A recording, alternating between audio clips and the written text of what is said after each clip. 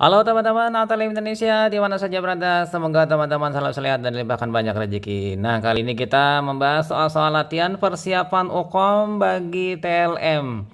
Yang mana ini bagian ketiga, kita tetap dengan materi hematologi, kimia klinik, imunologi, serologi, kemudian bakteriologi, parasitologi, sitohistologi, dan toksikologi. Di channel ATL Indonesia, mari kita simak. Nomor satu di bagian 3 yaitu dimulai dengan hematologi. Seorang ATLM melakukan plebotomi vena pada pasien berusia 30 tahun yang dirujuk oleh dokter untuk pemeriksaan laboratorium. ATLM memilih vena di fossa cubiti, dilakukan pemberian alkohol 70%, dipasang pembendung pada lengan bagian atas, dan pasien diminta mengepal tangannya. Dilakukan penusukan sampai ujung jarum masuk ke dalam lumen vena. Nah, kemudian menyedot darah sampai diperoleh jumlah darah yang dikehendaki. Langkah selanjutnya adalah titik-titik. Yang A, mencabut jarum dan syring sebelum melepaskan pembendungan. Kemudian yang B, mencabut jarum dan syring setelah melakukan pembendungan.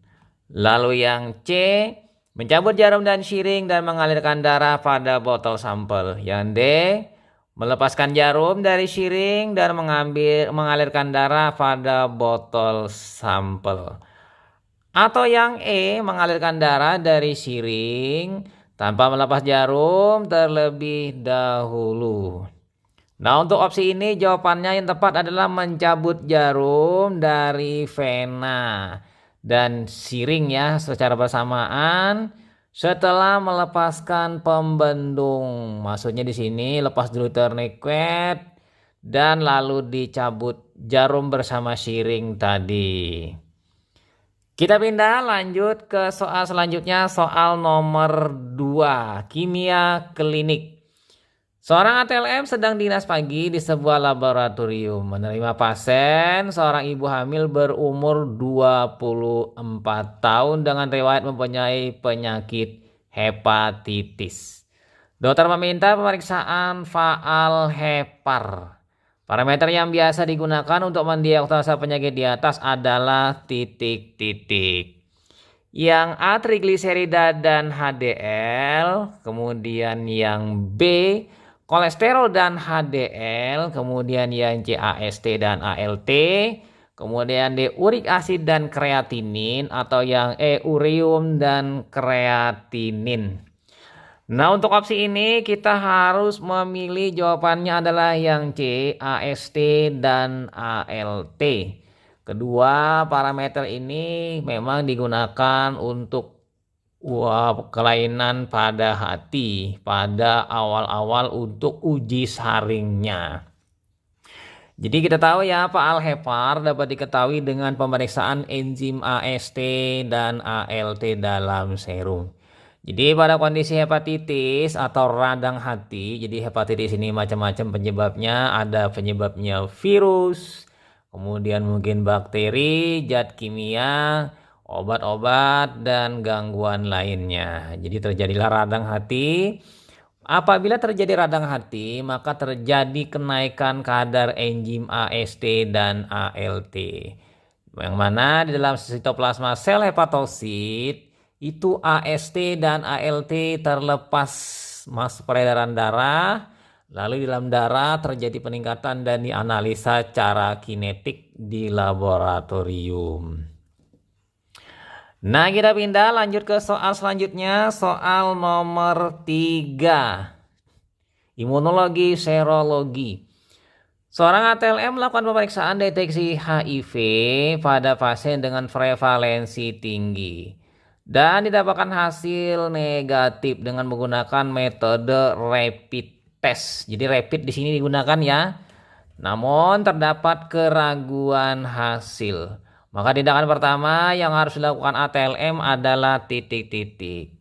Yang A, melaporkan hasil pemeriksaan kepada supervisor. Kemudian yang B melakukan pemeriksaan ulang dengan metode pemeriksaan lainnya. Kemudian yang C meminta kembali pasien untuk pengambilan spesimen. Lalu yang D memberikan hasil pemeriksaan kepada pasien. Atau yang E mengecek validitas reagensia pemeriksaan. Nah, untuk opsi ini teman-teman harus memilih yang E.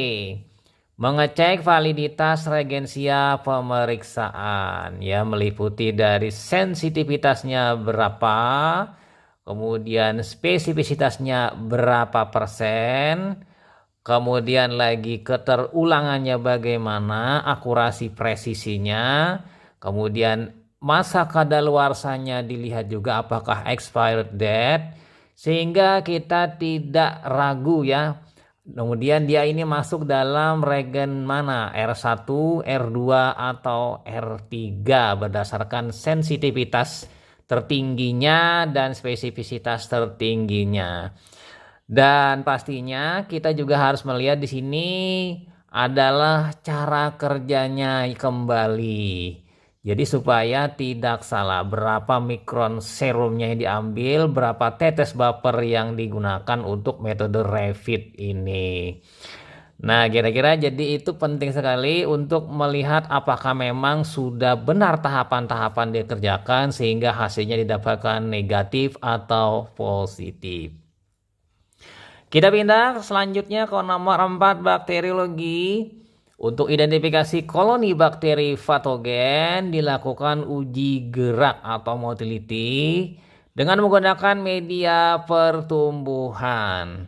Penanaman koloni dengan cara memasukkan pada media dalam tabung sampai ke bagian dasar. Jenis media yang digunakan untuk uji ini adalah titik-titik, yang A cair, yang B padat, yang C semi solid, yang D selektif, atau yang E transport. Nah, untuk opsi ini yang paling tepat jawabannya adalah medium semi solid.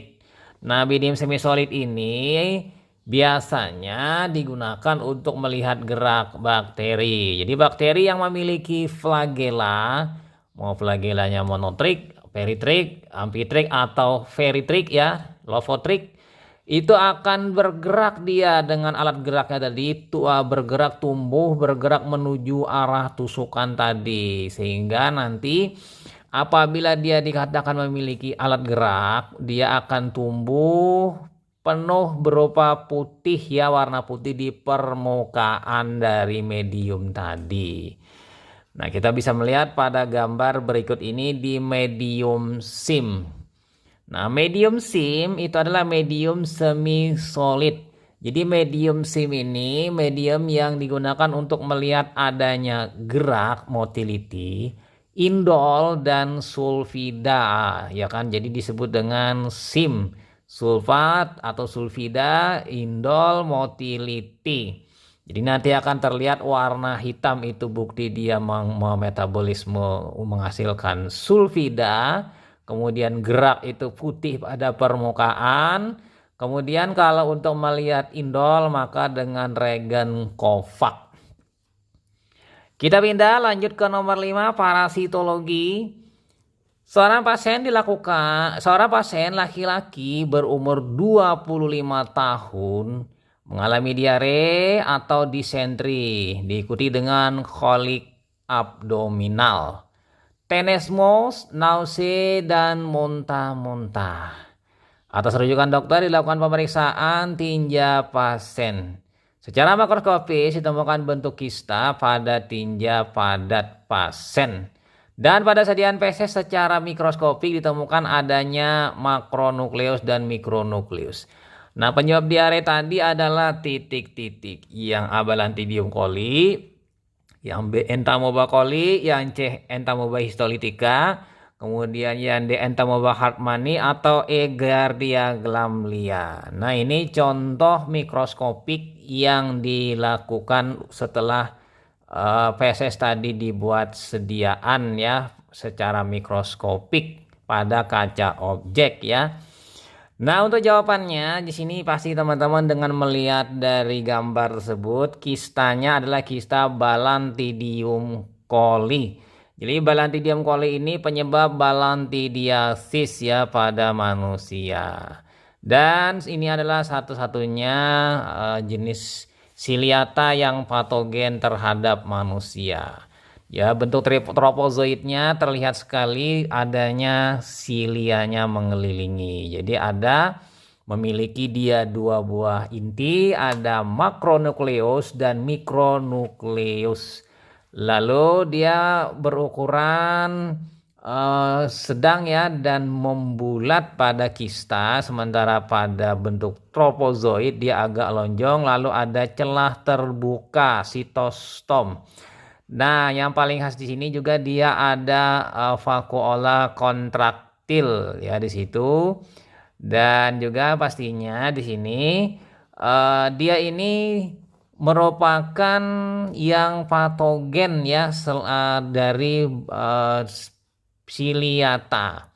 Jadi dia memiliki silia pada sekujur bentuk tropozoitnya. Jadi makro dan mikronukleus, sementara kalau di kistanya itu makro mikronukleusnya itu ada menyatu. Kalau di tropozoitnya dia terpisah. Kita lanjut yang nomor 6, sitohistoteknologi. Petugas laboratorium ingin membuat pewarnaan rutin pada sediaan ginjal.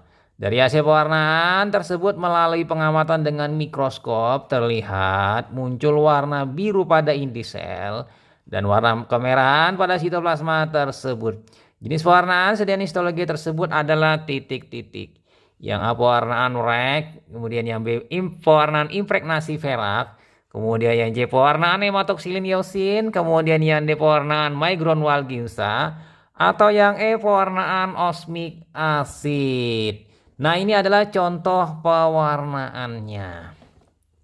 Jadi jawabannya dalam sitohistoteknologi, penggunaan pewarnaan yang paling banyak adalah pewarnaan hematoksilin iosin. Jadi warnaan ini biasanya dengan dua zat warna yaitu hematoksilin dan iosin ya kan, yang mana hematoksilin ini akan memberi warna pada inti, sementara iosin memberi warna pada sitoplasma. Nah, kita pindah lanjut ke soal selanjutnya, soal nomor 7, toksikologi.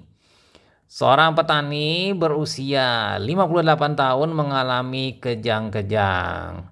Sebelumnya mengeluhkan sakit kepala, mual, kejang perut, denyut jantung lambat. Sering kedutan, kejang otot. Diduga disebabkan karena terpapar pestisida organofosfat untuk membasmi serangga dengan durasi waktu yang terlalu lama. Jadi untuk monitoring kondisinya dilakukan penetapan kadar cholinesterase CHE. Bahan pemeriksaan yang paling tepat digunakan untuk uji tersebut adalah titik-titik. Yang A air liur, kemudian yang B bilasan lambung, yang C darah, yang D feses, atau yang E urin. Jadi 5 opsi ini kira-kira mana yang tepat? Nah, jadi harus kita memilih, jawabannya adalah C darah. Jadi darah digunakan untuk memonitoring cholinesterase. Nanti kalau ada terjadinya gangguan penghambatan penurunan cholinesterase, maka memang terpapar pestisida organofosfat yang cukup lama. Nah, penggunaannya ini dengan teknik pengukuran fotometri di laboratorium. Nah, dengan berakhirnya nomor 7 tadi untuk toksikologi berakhir sudah. Kita latihan soal-soal untuk 7 elemen kompetensi untuk ATLM yang akan melakukan UKOM di tahun 2024. Semoga mendapatkan nilai yang memuaskan dan tinggi pastinya dengan kelulusan. Sampai jumpa di video selanjutnya. Saya Ahmad Le pamit. Bye.